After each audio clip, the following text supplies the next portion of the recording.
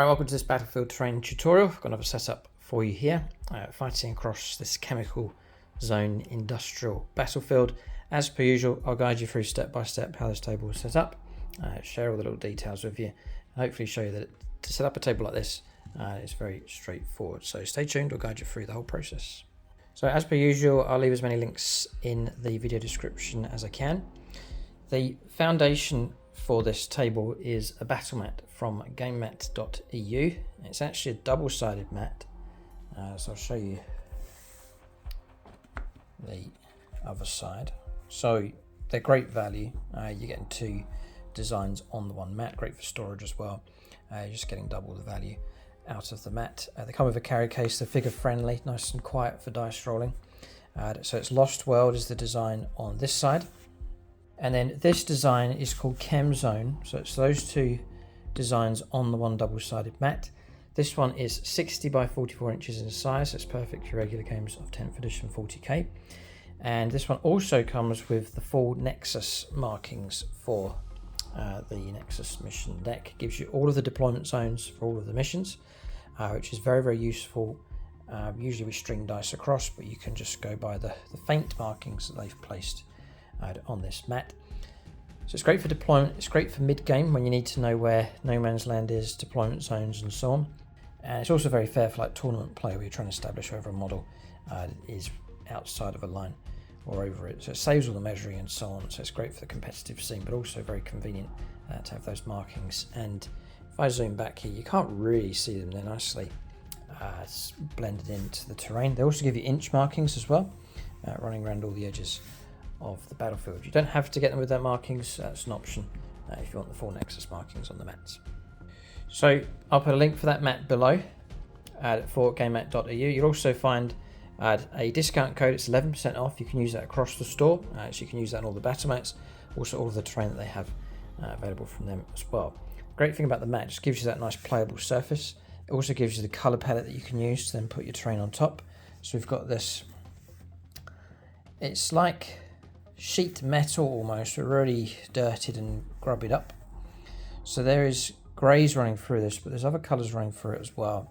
And you've also got this grid network with the neon green running through. There's areas of it in different parts of the board. You can see some down there. There's a large, I've covered a lot of it, but there's a large area of it there in the middle as well.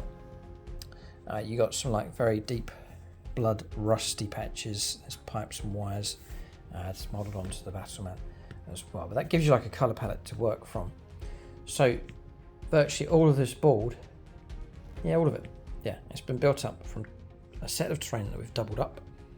So it's pre-painted terrain from gamemat.eu. It's called Fallout Zone.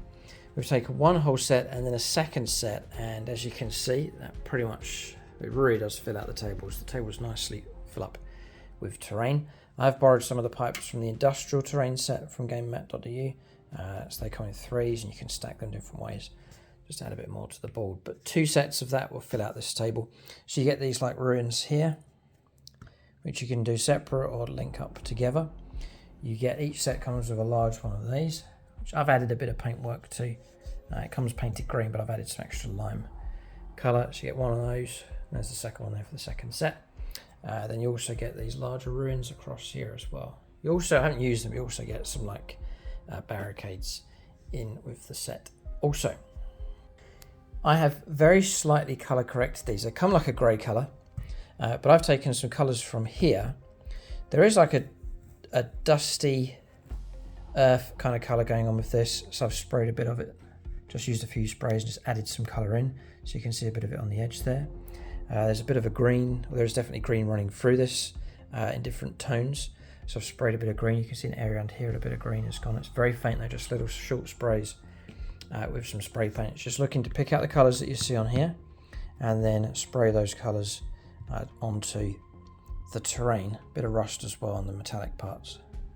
As you look around the terrain, maybe you can see here, there's a dash of green, a bit of brown.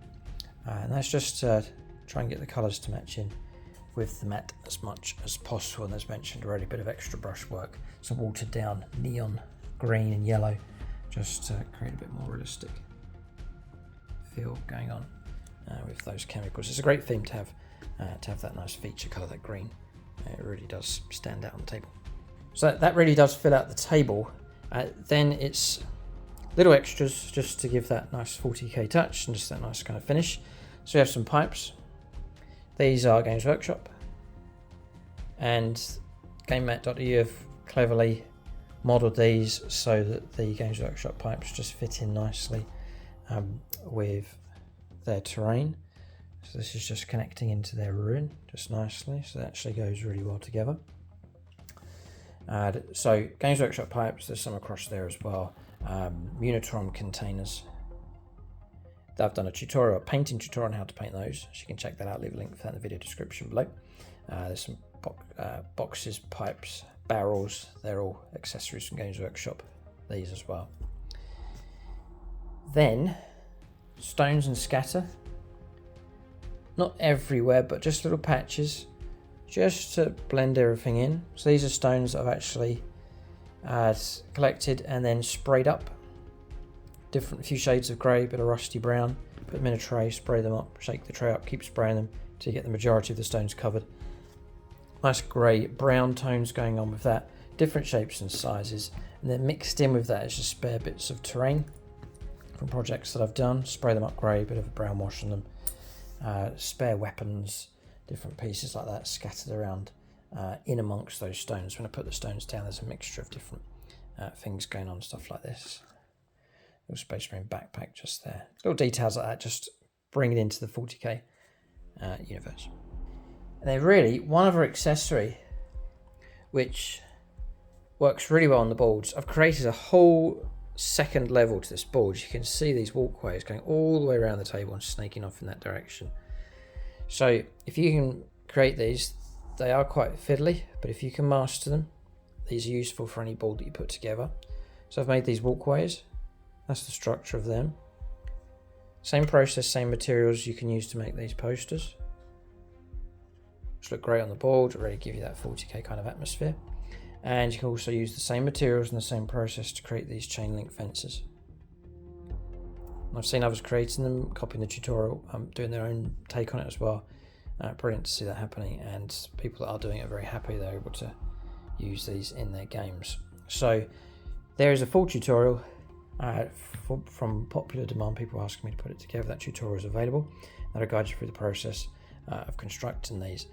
Once you've got them constructed, you can use them across a variety of terrain sets, and just being able to link up the table like this just gives you a whole second floor to fight across. Usually units on top here have to climb down, move across, move up, but now they can just go straight across the walkway, so it gives you a really good dynamic.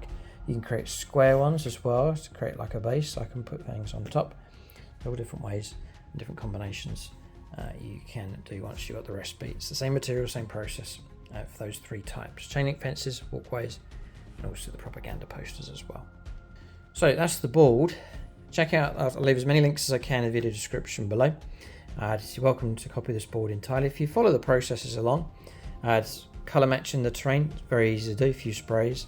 The mat's already done for you, so there's no reason why in a short space of time you can't replicate this board very closely indeed. And then for the further details, like painting the Unitron containers, creating your own walkways, a bit more challenging, but there's full tutorials there to guide you through the process. That's the board.